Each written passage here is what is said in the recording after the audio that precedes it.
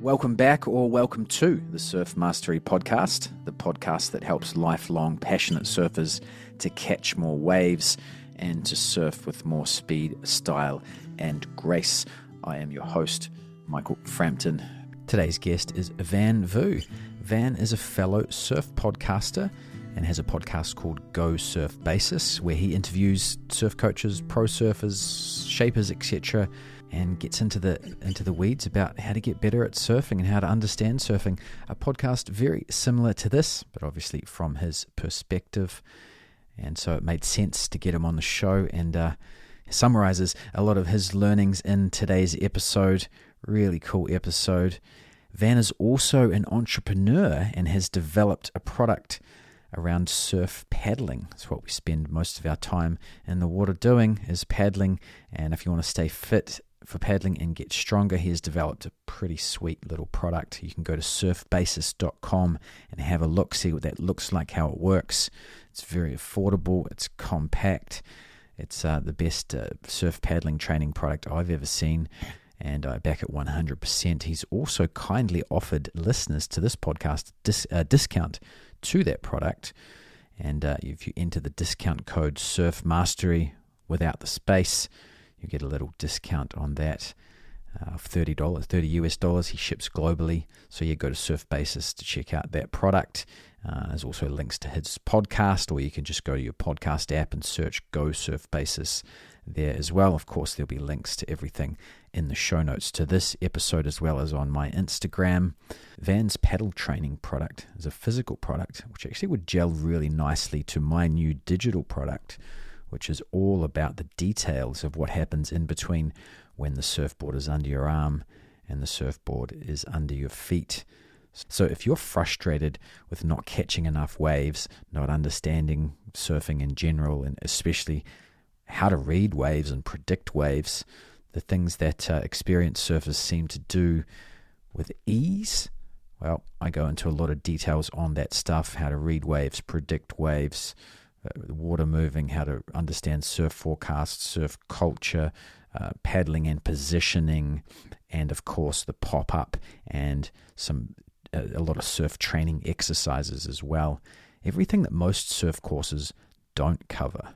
And ironically, most surf courses cover everything that happens once you're standing up, all your technique stuff, which is important, but it's less than 1% of our time in the water. So most of us just want to catch more waves and understand surfing better. So that's what this course is all about, is the foundational stuff, really. So you can go to surfmastery.com and check out the details and sign up to that.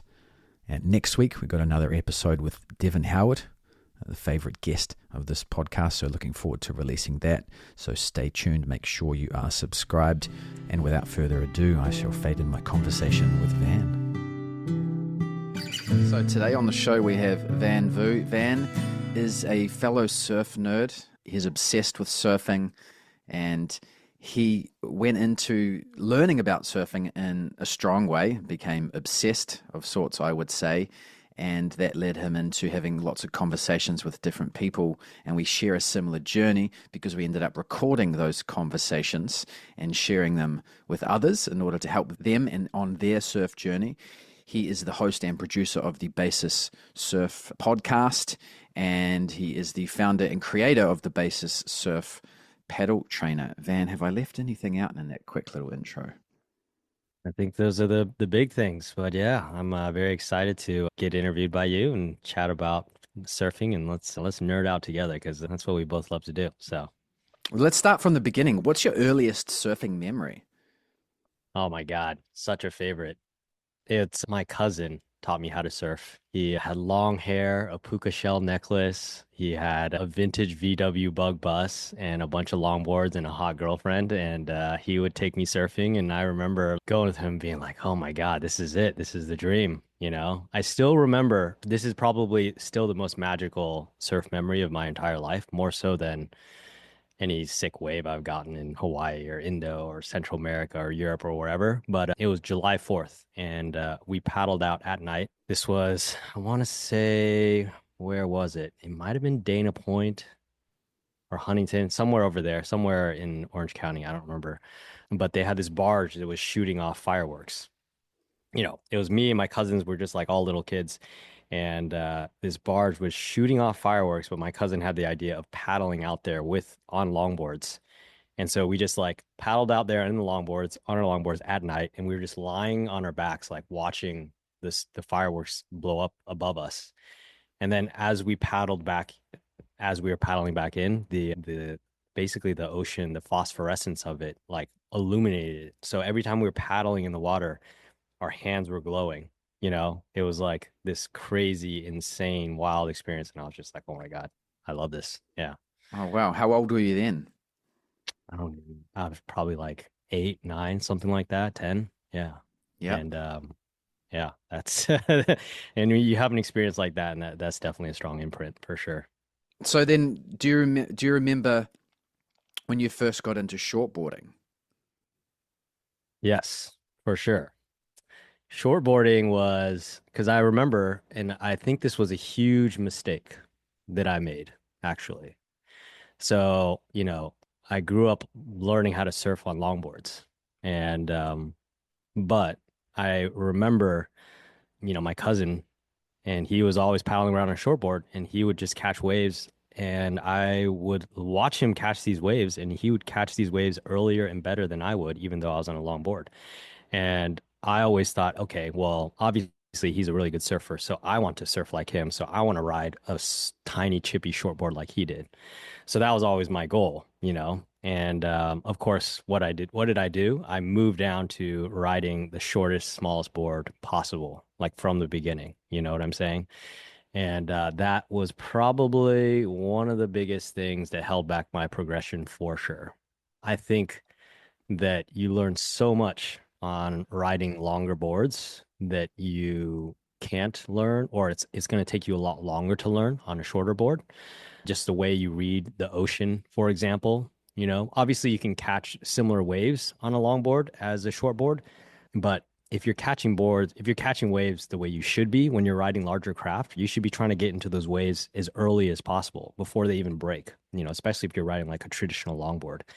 And so by developing that skill of observing the ocean in that way, you are just going to become a much better surfer because you're just going to understand the ocean much better. Versus when you're riding a shortboard, you jump too quickly. What's going to happen? And this is something that was a mistake that I made, right? Because you don't have the same buoyancy, you kind of get into the habit of just waiting until the wave is just about to fall on your head. And because that's for sure when you're going to have the most energy because it's the steepest. But what happens is you're actually catching the wave probably still too late. The best surfers, when they're riding shortboards, they're catching the wave still really early relative to beginner surfers. They're catching the wave often sometimes right before the wave is going to break in a similar fashion to what you'll see with people that are riding longboards. So what happens then is you develop all these bad habits because you're dropping into the wave kind of late. So you don't have enough time to do a pop-up properly. So it messes up your pop-up mechanics. You're at the bottom of the wave and then you're running out of speed. So you're doing all these like ugly pumps to try to get around the section. And then you just miss so many waves that way. Whereas if you taken a much more gradual approach, ridden a longer board, gotten better at your wave selection, and really gotten used to that sensation of riding, an open face green wave, I feel like you can just gradually step down your volume and you'll have much better results in terms of your style, wave selection, speed, all of the fundamentals that are so key than just jumping straight to a shortboard and thinking that you look cool. That's the biggest thing that people care about, though. It's just looking cool, unfortunately. So, Yeah, well, it sounds like you learnt the hard way. oh yeah. How long did it take for you to kind of see the light and then jump back on a board that was a bit more voluminous? It took a long time because I don't think it really was until, this was, I mean, I still remember seeing like the first clips of Devin Howard riding a mid length when it started going viral, if you will, on Vimeo. Like he wasn't even on YouTube, he wasn't even on Instagram. I just remember seeing this clip. It must have been like, I don't know, 12, 14 years ago, something like that. I don't even remember how long ago. And I just remember seeing him riding this bigger board. And I was like, whoa, what is he doing? He's riding this weird looking board. I mean, weird relative to like this was like the same era when like Dane Reynolds came out with the Proton and was like ripping on a Proton, the most rockered out board that you can get. And then you see Devin Howard, or I mean, it's all kind of in that same time frame. But I remember having like getting a Proton, a super rockered out, super knifey board built for the most hollowest of hollow waves, and then struggling on a Proton. And then I remember seeing Devin Howard just doing these beautiful turns on what would look like they called them fun boards back then. There was no Yeah, term for them. They that's they right. called them fun boards. I mean, I guess some people would call them eggs, but like that whole alternative surf world it existed for sure, but it wasn't quite on the forefront of things. And I saw that, and that really like opened my eyes. But even then, I didn't hop quite on that because there's still so much ego involved. And the funniest thing about ego is your ego makes you think that you want to like hold a narrower board under your arm. But what your ego should be telling you is you actually look worse on that short board. You know what I'm saying? And if you look at somebody that's riding a bigger board with more control, more precision, catching better waves, you actually look better on that bigger board, even though the board is bigger. You know? Yes. So Yeah. it's this weird thing, but people get hung up about riding, a big board. Now, that being said, I do think that in general, I think people should be slower to um, drop volume in their boards because they rush down too quick. But I also think one of the biggest, so I think I had like two interesting breakthroughs. I had an interesting breakthrough when I went from riding super chippy short boards and then riding bigger boards. Because then all of a sudden I was making sections that I wasn't able to make. I just had this different understanding of the wave because it just slows time down. And then it also allowed me to like, because it slowed time down, I was able to like focus on my turns and just like my timing and my understanding of it. But then the second big unlock came when I started sizing down after that. Because I think a lot of people make a mistake where, well, it's not necessarily a mistake. It's more of like a decision. It's a decision in terms of what you want out of your surfing. But, you know, you can turn a bigger board. You just look at Devin Howard, look at Torrin Martin, especially if you get the right board, right? I think riding twins, for example, in your mid lengths will loosen it up a lot. But I experimented a bunch with mid lengths because I just saw a lot of actually really good surfers in where I surf in Rockaway ride mid lengths as well. These are guys that really rip. They're incredible surfers. But I noticed that they were riding these mid lengths on the really tiny days when, Rockaway is just breaking super fast and is really soft and it's like hard to make these sections. And then you would also see them ride it when it's pumping and barreling. So Hmm. that's when I was like, oh, okay, this is an unlock. And it's not just for, these are actually good surfers that are riding these bigger boards. So that was like this really big unlock for me. So I was like, okay, this seems like something that is really they could help my progression. So I started experimenting with that. But then that really I would say that really helped my surfing in a lot of ways. But then I would get stuck, And then I think the second unlock came after I had mastered a lot of the fundamentals that I'd gained from riding larger craft. And then once I had really started to kind of solidify those foundations, then I think the next step was actually sizing down and sizing down in a really thoughtful manner. And for me, I was very incremental in my approach, but the sizing down was a huge unlock because, when you're riding a bigger board and you're trying to do a turn on a bigger board, you can do a turn on a bigger board, like I said, Devin Howard and whatnot, but your foot placement has to be perfect, right? You have to really get your foot all the way back. You also have to have your mechanics way more dialed because a bigger board is going to be that much more resistant to your body mechanic, the body mechanics that you utilize for your turn. So if you don't have the proper body mechanics and you don't got your foot placement dialed in, when you go to try to do that turn, the board's just not going to respond. So I was hitting this other plateau, and that's when I realized I really need to focus on downsizing my volume. And then once I started to downsize my volume, okay, and I worked on my body mechanics and really started to really dissect and think about, what it takes, the biomechanics of a turn, those two things together were key because by having a smaller board, number one, my foot placement naturally just landed much more all the way back, and I know that a ton of surfers really struggle with moving their back foot. It's a skill that you have to develop, but it is a huge struggle for surfers. I talk to really, really good surfers and they still remind themselves like, I have to move that back foot. That's such a big thing that everybody struggles with. So, but if you ride a smaller board, your back foot just naturally lands smaller, lower back, farther back because you're just riding a shorter board. So your foot placement gets solved. And then because the board is more sensitive, it's going to be more sensitive to you trying to do a turn. Sometimes there's that criticism. You'll see people where they're like, I mean, you see this all the time. I think a lot of coaches talk about it. People will move their arms and try to do a turn, but the board doesn't seem to move. Now, a lot of that is because there's this disconnection from the upper body to the lower body. Part of that is also that their foot placement probably isn't there. But a big part of it as well is their just body mechanics aren't there, so they don't know how to move their body to actually get the turn, and the board is too big.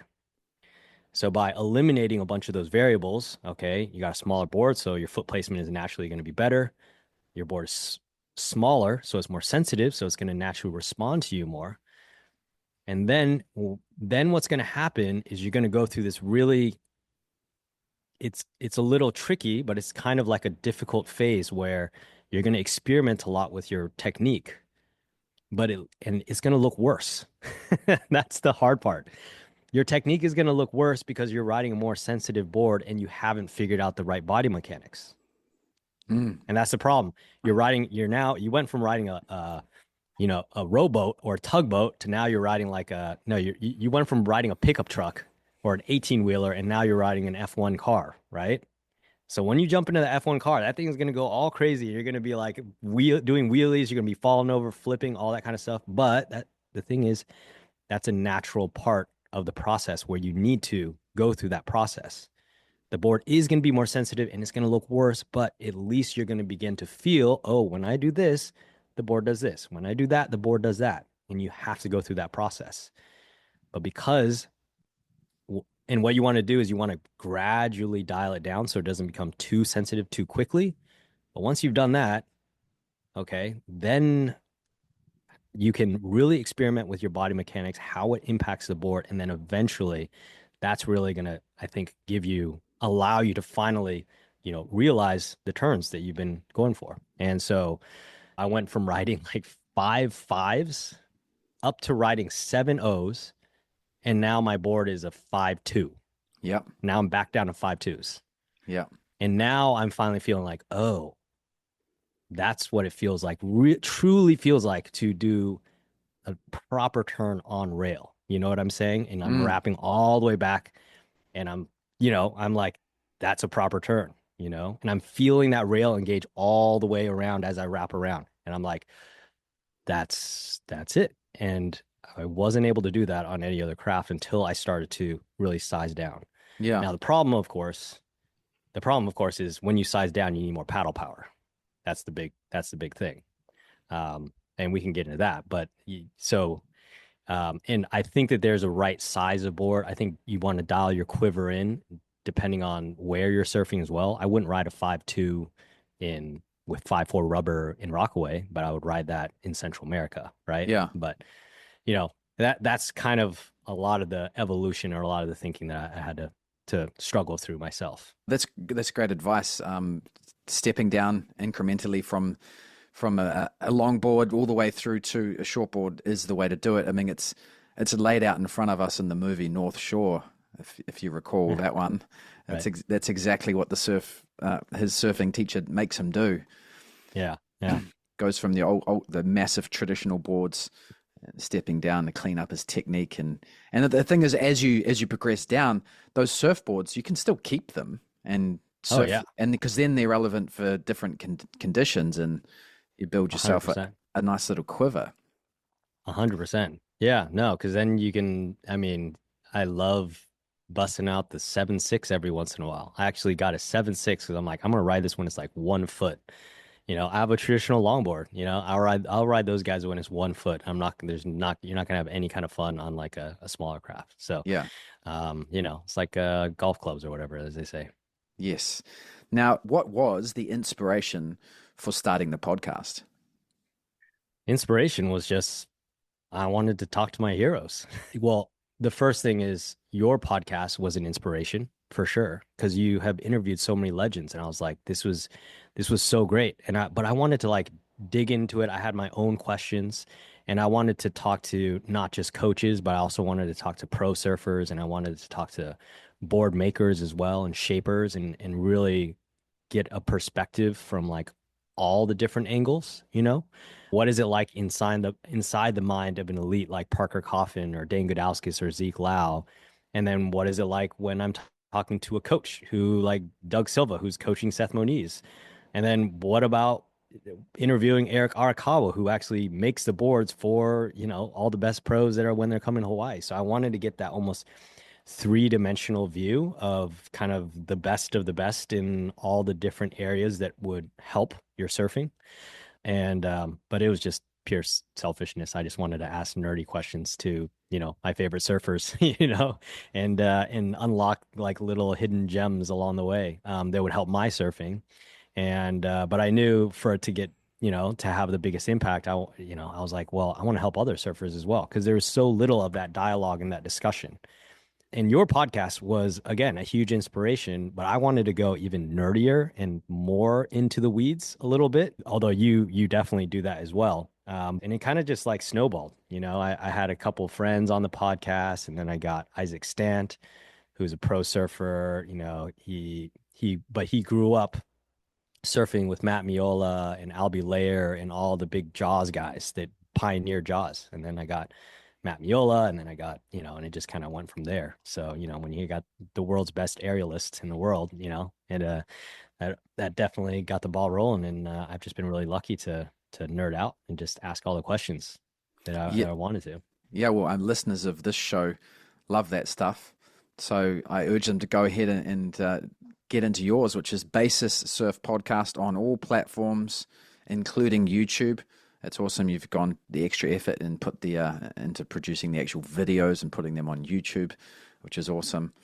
So definitely urge people to go and check that out. There will be links to that podcast in the show notes. Now, what are some of the main lessons that you've learnt through doing the podcast, and how has that helped your surfing?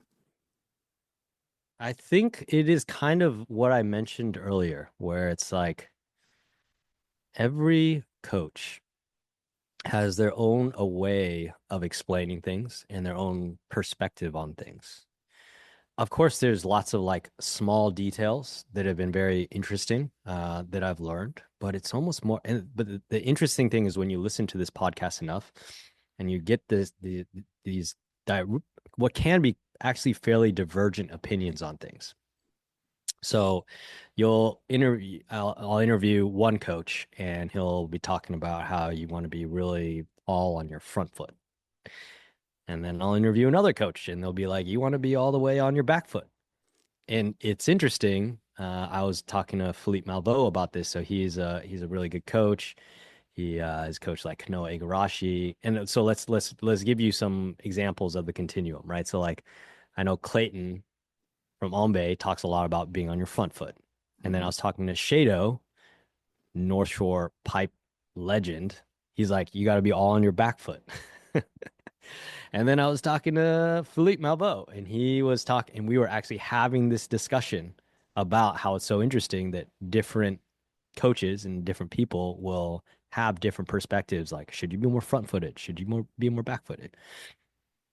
But what I think it has allowed me to do is it's allowed me to realize number one, there's a continuum with anything, right? And what you're trying to do is you're trying to manage that continuum, and you have to figure out where you are, where you want to position yourself on that continuum. And you also have to calibrate it to the wave, okay? And you have to calibrate it to the board that you're riding. So when it comes to front foot versus back foot, right? Obviously, most people know the basics. Front foot, you're going to generate more speed, back foot for more control. On the side of like Shado, there's no way in hell you're going to do a turn on a longboard if your weight is all on your front foot. The only way to turn a longboard is to get your back foot all the way back on the back foot. That's the only way you're going to turn it, right? But, what is Clayton talking about? Or is he insane? Well, no, he's not insane, right? So you can get more speed and engage the rail when you put more weight onto the front foot when you're doing your turn. So really, both are right.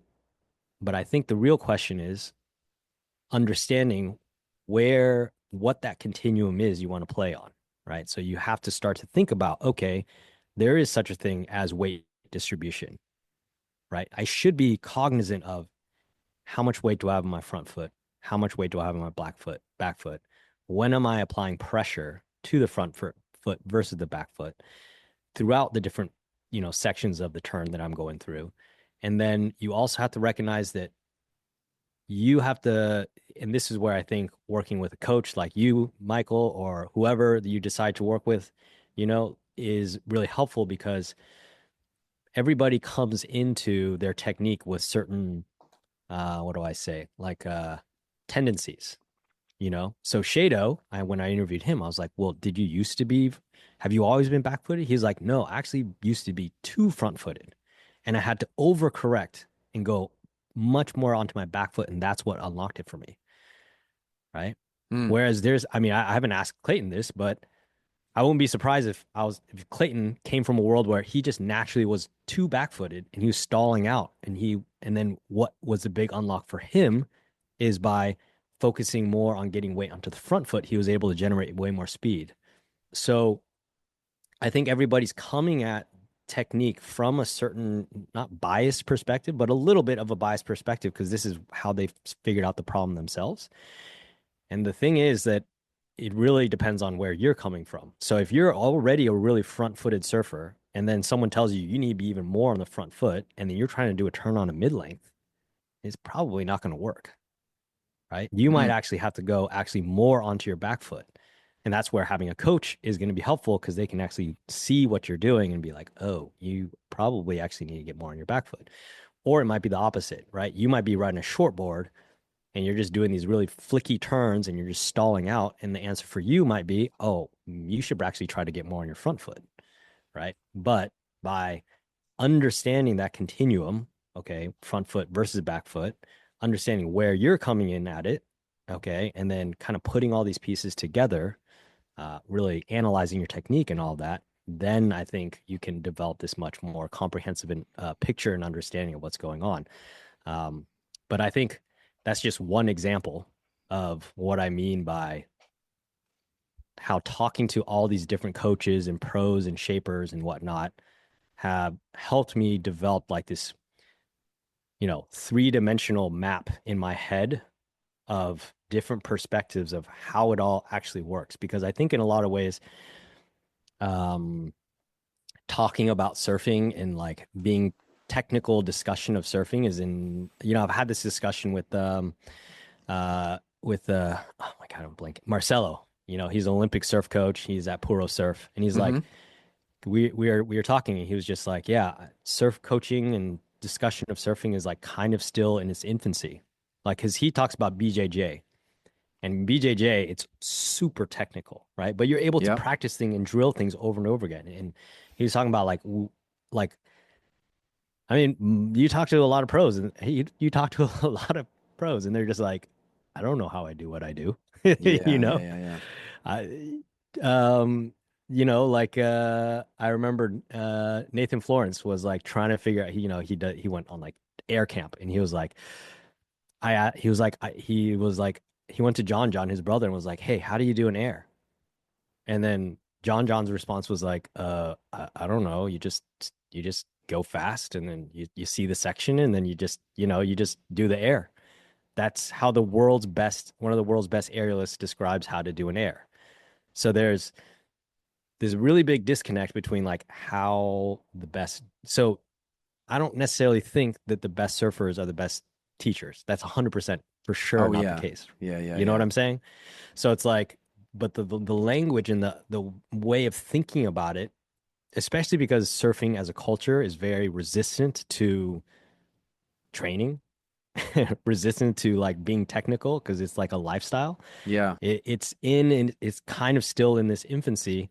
And I feel like by talking to all these people, I've begun to like flesh out, like at least for myself and hopefully for the people that listen to my podcast, their understanding of how things work. And I don't know, it's been really helpful for me. And I get a ton of people being like, "Oh, I got my first barrel from that tip or whatever," and that's really gratifying. So, Oh, hopefully it's awesome. helping others as well. Yeah. Yeah, surfing is so nuanced and varied as well because yeah, if you're growing up on the North Shore on a surf on a shortboard and a big shortboard and you want to do powerful Yeah. turns, yeah, you're going to be on your back foot a little bit more than someone who's on a small wave shortboard in weak waves. They might need to be a bit more front footed or Exactly. maybe one of their legs has an old ankle injury and your body resists putting weight on that foot, or maybe a particular surfboard needs more weight forward or back, or so. Yep. I think it's cool to go through all these different tips, like you said, and try them and see what suits your surfing the best, and then I guess you kind of develop your own sense over time of trying all these different ways of thinking. Well, I mean, so that's the thing, right? I mean, so, you bring up a good point. Like, how the heck did John get so good? Like, he never thought about it. So, how did he do it? But I mean, so this is what it comes down to, right? There's two ways to learn. One way of learning is, and this is the way all the best pros did, they just learned it through brute volume. You know, if you're a kid and you have unlimited amounts of time to surf and you go for a million waves every time you go surf because your body is young and you never get tired and you can spend 4 hours, 5 hours, 6 hours, 8 hours just like in your backyard because your backyard is at the North Shore, you're going to catch a million waves and it's just going to be trial and error and you're just going to subconsciously absorb the technique. It's going to become this, there's different levels of learning, right? So um, there's unconscious competence, which is where John's at. Like he is incredibly competent, but he's unconscious. He just knows how to do it, right? And then there's conscious competence, and then there's conscious incompetence, and then there's unconscious incompetence. And a lot of people are unconsciously incompetent, and they don't even know what they're doing wrong, and they're just doing it wrong, right? And then there's consciously competent. Now that's a really tricky situation to be in because it's the most demoralizing and ego. It hurts the ego the most because you know you're doing it wrong, but you can't stop it. But at least that's the place where you can begin to improve. Okay. And then eventually, hopefully, you get to consciously competent, right? But like there's two ways to get to consciously competent, which is where, and then eventually unconsciously competent is volume. That's really what it comes down to. It's volume and then doing it intelligently. So there's like, in my view, there's this curve that you can go on. So the curve that has you want to be on the curve that is going to have the steepest line because for every additional wave or additional rep that you get, you're going to learn more.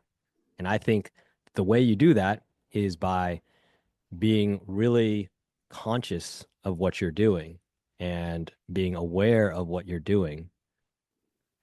And the more aware you are of what you're doing, and I don't want you to get in your head and overanalyze every little thing, and especially if you're the kind of person that gets really self-critical. But if you're hyper aware and you're hyper curious, I believe that you can accelerate that progression, that the slope of that line.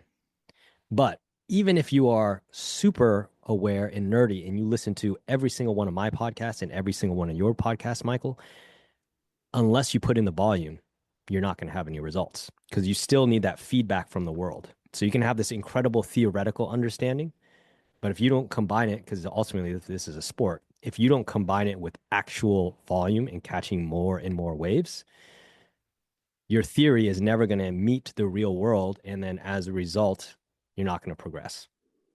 So the key ingredient is volume.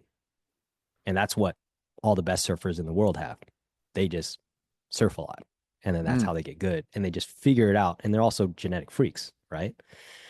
But the problem, so there's two things. Here's the two things for the everyday surfer that can't surf all the time. So what are the two things that you need to do? Okay. Number one, learn as much as possible. So great resources like Surf Mastery Podcast, my podcast. And then number two, you need to catch more waves. Yeah, That's the biggest thing, right? exactly.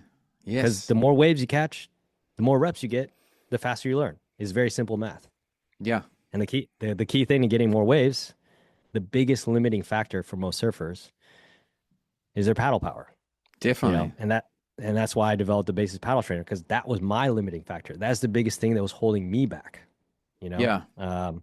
So it was that is the other piece I think that allowed me to really accelerate my curve. I love what you're saying there, and I think you can.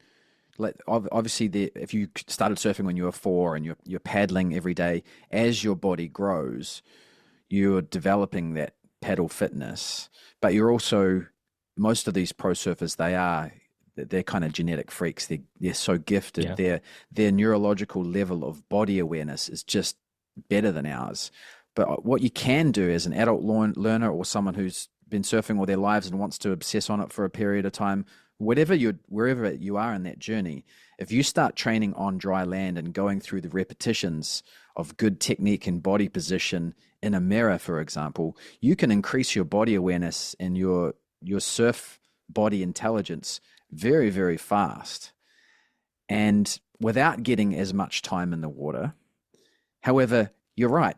If you want to put that new, stronger, more aware surf style into practice by standing on more waves and then working on your technique, it's not going to happen if you can't paddle into the wave. And the thing is, I actually think that once you're standing up on a surfboard with your feet in the right place, surfing is actually not that difficult.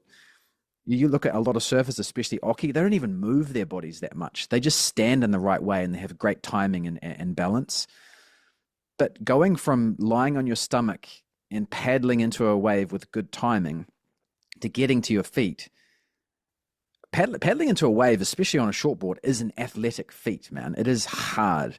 And if you don't Yeah. have the strength and endurance to paddle, it's just not going to happen. It really isn't. And if you don't have access to a swimming pool, I mean, swimming's great, but you don't have the resistance of a surfboard. So yeah, I love what you've done with the product, because elastic bands and cable machines at the gym just don't cut it, man. I've been through stages of that, and Yeah. it doesn't cut it. So what inspired you to develop this product? Yeah. It's literally, I mean, literally what I just talked about. Like I realized I was looking at my progression and I realized this is this massive bottleneck. And I'm the kind of person that gets really, really obsessed with things. And like, I'm only going to commit myself to something if I think that I have a decent shot at getting good at it. Like, I'm not going to bother like getting into surfing if I'm just going to be a mediocre, crappy surfer. And then I started getting, and I was just like, I feel like I'm hitting this bottleneck living in New York with I was like, maybe I should just give up surfing. Like maybe I just gonna focus on other things. Like I have a ton of friends that have been like that. Like my friend Kiola grew up surfing, you know, went to the same high school as John, and I mean, he still surfs. He still loves surfing, but like he's very much like a recreational surfer now. He'll just go and surf and catch a couple waves and have a beer on the beach. You know what I'm saying? He's not like that's not his thing anymore because he's Mm, just like, I live in New York now and I don't get to surf enough. The waves, I mean, waves can get good, but like I can't stay in shape. I have a lot of friends that are like that. There's actually a lot of Hawaii people in New York. And so I just realized, okay, there's this huge bottleneck. There's this massive bottleneck in surfing, and it's because of just staying in paddle shape, you know.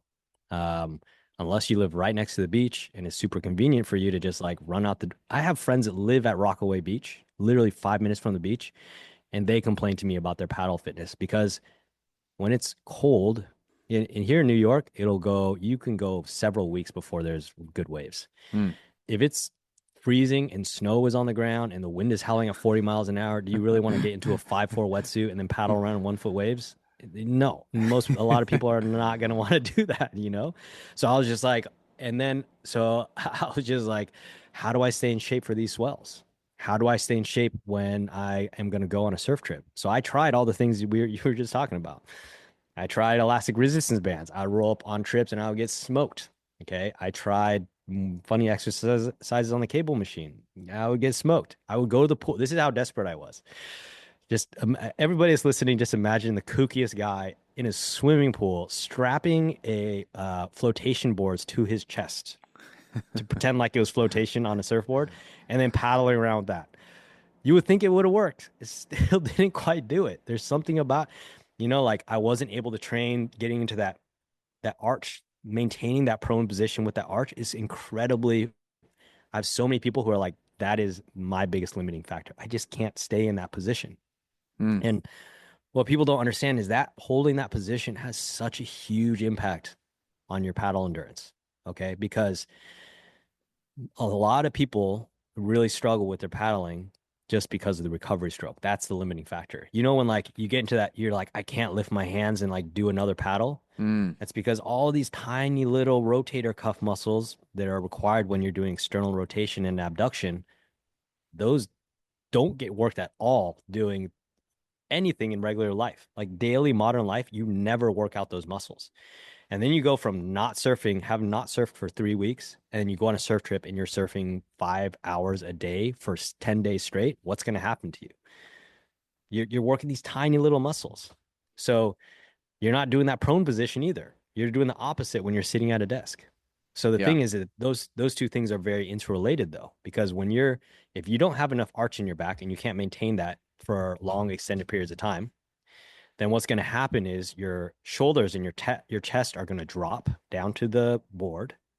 And what's going to happen there then is in order to do your recovery stroke, which is when you're returning your hand from the end of the stroke to the beginning of the stroke, is going to be so much more strenuous because you're going to have to lift your hand over the water. But if your chest is right at the water, you have the range of movement and kind of activity that is going to be required is going to be so much more. Mm. So versus if you're able to maintain that arch, you're going to be able to you're going to have so much more space and you don't have to lift your shoulders quite as much anymore. So if you're able to maintain that high arch in your back, well, this means that when you lift your hand and return it over the water for your recovery stroke, it's going to be a solid 2 to 3 inches below your shoulder. So that means so much less energy needed and strain on your rotator cuff muscles just for that recovery stroke, right?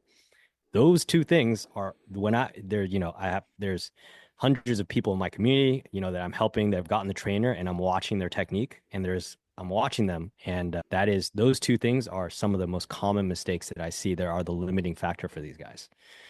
And so those are the things that you can't really train unless, you're actually going to, I mean, you can train it. That's what was the eye-opening thing for me. I was like, I need to figure out how to train this. And then by training it, I will go for not surf. I mean, leading up to the launch of the product, I went and didn't surf for 6 months basically because I was just working 24/7. And then I roll up and I went down to Central America on a swell, and the waves it was the biggest swell of the year. Like I was out there with it in some pretty fun waves, It was like double, triple overhead, and I was surfing on my 5.2, and I was surfing for 3 hour sessions, 2 3 hour sessions a day, and wow, and then I would work. But I went from not surfing, but I was paddle training. That was the thing. So for anybody that struggles with getting in shape, who has a limited time, I mean, that's the thing. That's the biggest resource is just your time. So if you're going to spend all this money to go on a surf trip and then you're going to roll up on that surf trip and then halfway through the surf trip, you're just smoked and you can't even surf and you're just in pain, which was me, right? And then you just spend half that trip just being bummed because you're looking at all these other people just getting the ways of their life, but you can't even like paddle anymore because you're just so tired. That's the most frustrating thing in the world, right? So Yeah. why not just dedicate a little bit of time, train beforehand, and then roll up, and then you're going to be having the time of your life. So, and that's the key thing to accelerating your progression as well, Oh, So yeah. Yeah. Catch more waves. Simple as that. It And you is have to, so simple. yeah. No, I'm impressed with the product you've developed. It's the closest thing to paddling a surfboard out there, full stop. Even if you walk into a fancy gym with all the expensive equipment, nothing comes close to what you've developed. And it fits in a suitcase and it costs less than a second-hand surfboard. It's kind of a no-brainer. Yeah, I mean, there's a surfer in my community, Pierre. He's only used it for a month, and he goes to the wave pool, and he gave me actual numbers so I can quantify it, right? So he went from catching 5 waves, 5 waves a session, going for 8 of them, to catching about 10 waves a session and going for 12 of them. Now, if you look at those ratios, right? So so number one, he doubled his wave count going from 5 to 10. Number two, he dramatically increased the conversion of waves that he paddled for that he actually caught. And the thing that he realized is he would struggle to pop up. And everybody struggles with their pop up. But what makes you really struggle with your pop up is when you're massively fatigued. You're already tired from Yes. paddling. And then you have to do this really dynamic, explosive movement. And then you can't get to your feet because you're tired. So that's the reason why he was able to go from 8 attempted waves and catching 5 to 12 attempted waves and catching 10, right? So his ratio improved. And now he's talking about this. He's like, I'm only a month in. He's like, I'm pretty sure I'm going to soon be able to do 2 sessions in a day as opposed to just one. So if he does 2 sessions, he's going to go from catching 5 waves to catching 20 waves. That's a 4x improvement in his wave count. That's on one day. But then what if you multiply that over every week, every month, over years? That 4x is just going to get exponentially faster. His progression is going to go exponentially faster. So it really comes down to volume. That's what it comes down to. It comes down to your wave count. It comes down to your volume, and anything that you can do to improve that conversion of waves that you paddle for so you catch more waves, that's going to be the biggest thing. That's going to be where you're going to get the highest return on investment. So earlier I was talking about that slope of your acceleration and your progression, right? So you got to think about, how do I get more volume in there, right? And then how do I get that slope faster? And really, it's just catching more waves. I mean, that's the big multiplier, just sheer volume. You could mess everything else up. You could literally mess everything else up. You could have the worst technique. You could have the worst coach. You could have the most bungled, messed up pop up ever. But if you catch enough waves, you're going to eventually figure it out. But if you get a lot of waves, if you get tons and tons of waves and you learn the proper technique for all these other things, your acceleration curve is going to be even way better than somebody who's just, what do most people do? They just bumble along. They're like, oh, I'm surfing. And then, this is actually what most people do. They like get into surfing. And they're like, oh, I want to surf like John John. And then they see John John surfing. They're like, let me look on how to do a turn. And then they get really obsessed with like the technique to do a turn, but they don't even know how to like catch waves and pop up. Yeah. Oh, yeah. They can't even generate speed. And they're just like, how do I do a turn on a shortboard? I'm like, you're focusing on the wrong thing right now. Yep. Yeah, people do. That's a big problem, man. It's you got to paddle. It's right. There's no way around it, man. There isn't a way around it. The best in the world will paddle past you on smaller boards because that's the difference. Right. How strong they are at paddling. And yeah, I love this product, man. And people who are obsessed with surfing and want to get better, they will put the time and effort in. They might not tell anyone that they're doing 15 minutes of paddle training a day, but it doesn't matter because their surfing will speak volumes. Where can people go to have a look at and see this product, find out more about it, and purchase it? Yeah, just go to surfbasis.com. That's surfbasis.com. Or just check out our Instagram, go surf basis. And yeah, you find us on there. We're on pretty much on all the social media channels. We're on podcasts, we're on Spotify, all that kind of stuff. Yeah. And if I was going to say one more, because, I'm a nerd, let me just give you one more numerical example, right? So let's say, because I think this touches on like so many things, right? So let's say in an hour, you have a good surfer. And so this is the reason why I named basis. I like to think about surfing as being like this pyramid. So it's this pyramid, right? Most people are focused on the very tippy top of that pyramid, which is like doing turns. But really, that's like the icing, that's the cherry on the cake, right? At the very bottom, though, it's actually not even paddling. It's ocean knowledge and reading waves. That's the very base. You could be the best paddler in the world, but if you can't read the waves, you're not going to catch any waves.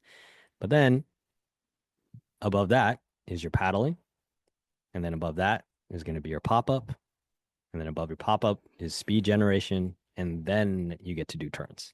And then like there's a continuum over here that supports it, or a tray that supports it, which is going to be board selection, your PT mobility, and making sure your body is healthy and all of your training and all that kind of stuff. But like that's the pyramid, right? And most people are focused on the wrong part of the pyramid when they should be focusing on the base, which is why I named it basis, which is paddling. That is when I interviewed Zeke Lau, he is CT surfer, and he said paddling is the basis of surfing, right? He struggles with paddling and he would train paddling. But the other way you can think about it is you can think of this, you can flip the pyramid and you can think about it as like a funnel.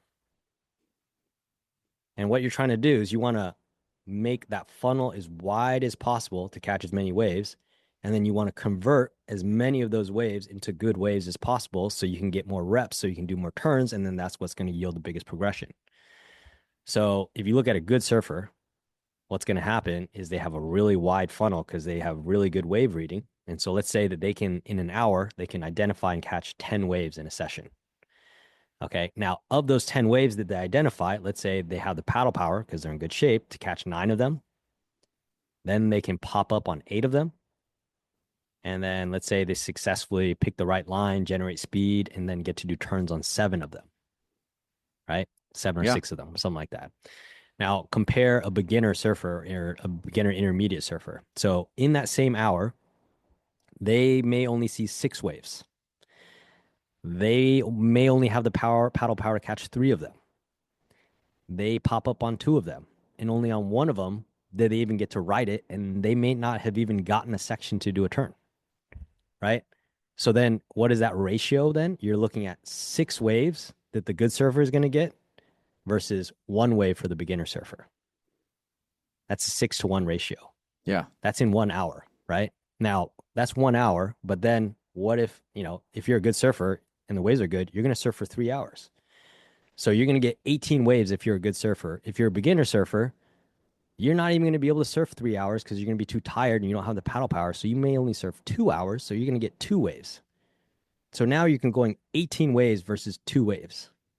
That is a 9x difference between the good surfer and the beginner surfer now. Mm. And that is why good surfers, it almost seems unfair. Like this has happened, right? I'm sure this has happened to every one of us. We're paddling out, we see a good surfer catch a good wave, rip the crap out of it, and then they make it out. We're still trying to make it out the back. We're duck diving, and then you see him paddle out, and then you see him catch another wave. That's what's happening. So if you're a good surfer, you may get 9 times the number of waves a beginner surfer is going to get. 9 times the number of waves. And that's just in one session. Again, scale that up over weeks, months, years. That's why good surfers it seems like magic when you look at a pro in the water. You're just like, that doesn't seem even human what you're doing. Like when I'm on the North Shore and I see like pros in the water, I'm just like, I don't know how you took off like 20 yards behind the section that everybody else is sitting on and you still made that wave. And when everybody was like, and you come from around the section and you just like do a turn in the most death-defying place where everybody just be scared for their lives. Like that's what I remember seeing just crazy stuff like that on the North Shore when I was there.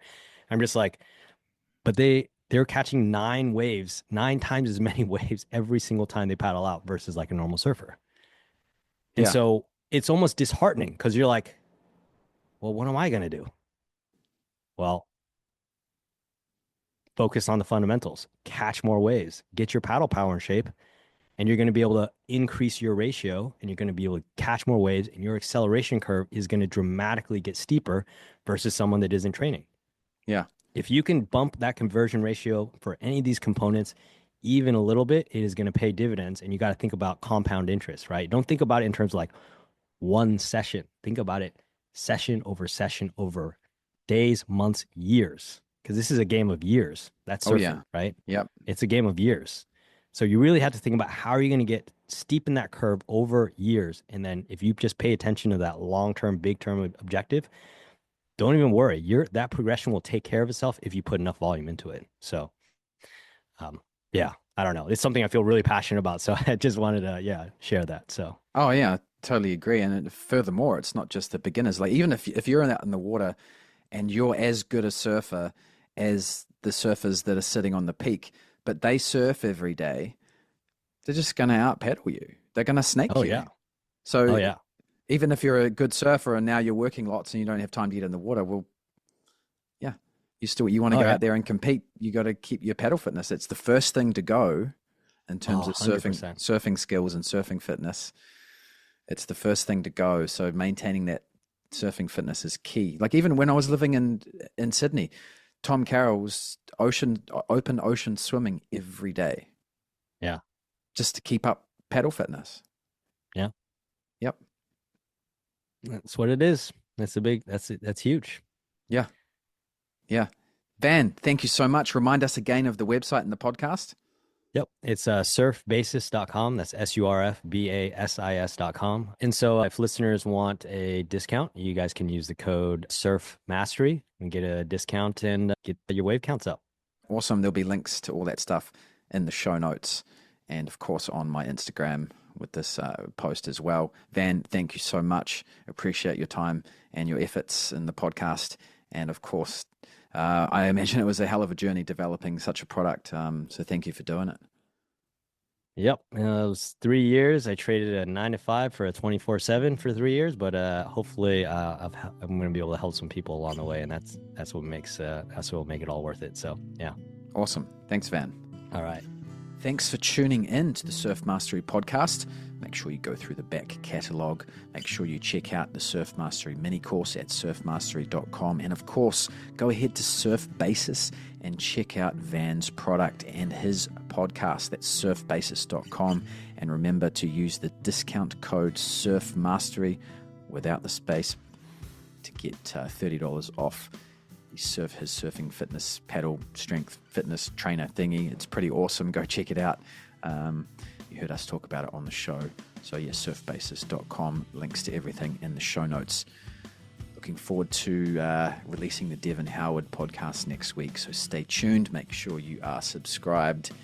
And until next time, keep surfing.